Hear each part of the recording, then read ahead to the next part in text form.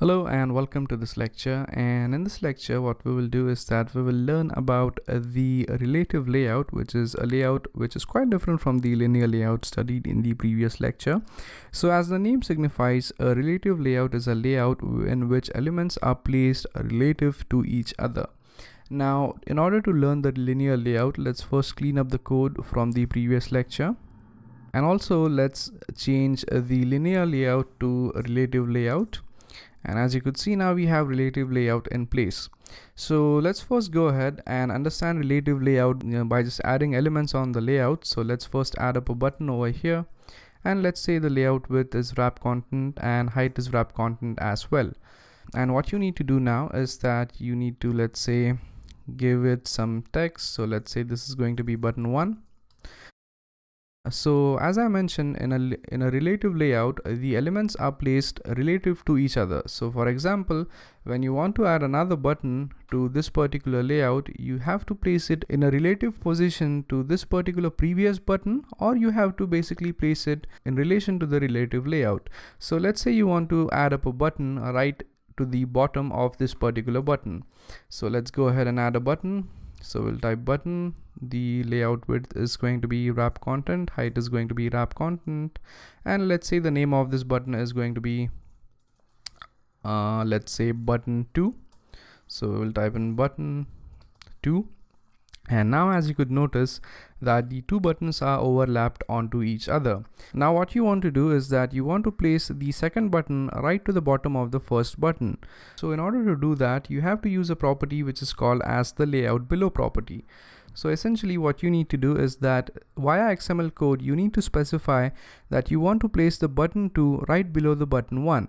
So in order to do that, the first thing which you need to do is that you need to have an ID to the button 1, so that you could specify through code that you need to place button 2 below the button which has the particular ID. So we specify ID over here for the button 1, and let's say the button 1's ID is BU1. So once we have this ID, we could use the property which is called as layout below. So we type Android layout below, and we will set it equal to @+id, and we want to set it below to the button 1. So we specify BU1 over here. And as you could see, as soon as we add the BU1 ID over here in button 2, the button 2 actually placed right below to the first button, which is button 1. Now let's say you want to place the third button to the right of the button 2.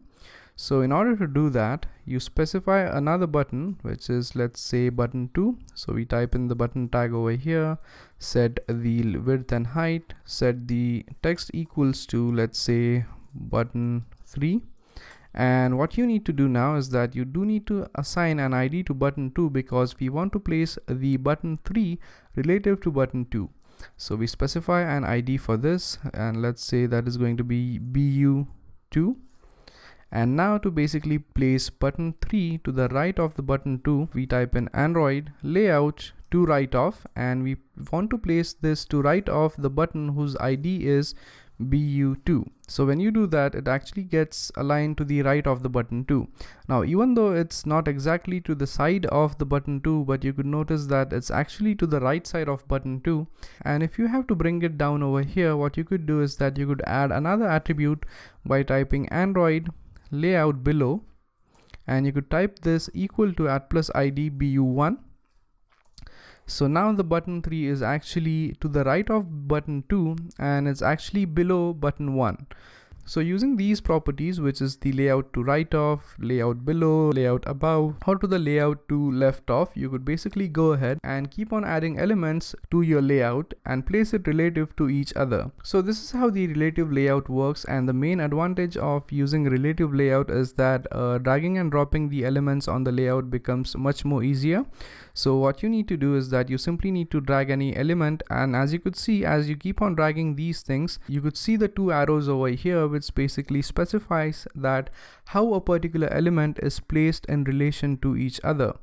Now one more thing which I would like to specify over here is that if you go to the XML code over here And let's say you want to have a gap in between these two elements. So as you could see now, the button 1 and button 2 do not have any gap.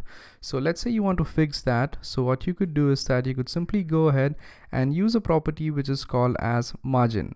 So what you need to do is that, let's say you want to leave some margin to the top of the button 2. So you could go in button 2 and you could type in the property which is Android layout margin top, and you could specify the margin as, let's say, 30 dp. And as you could see, now you will have a space equivalent to 30 dps in between these two elements. So that's it for this lecture, and this was a brief overview of how a relative layout could be used to design your user interface. So remember, you need to use relative layout whenever you need to place elements in your user interface in relation to each other.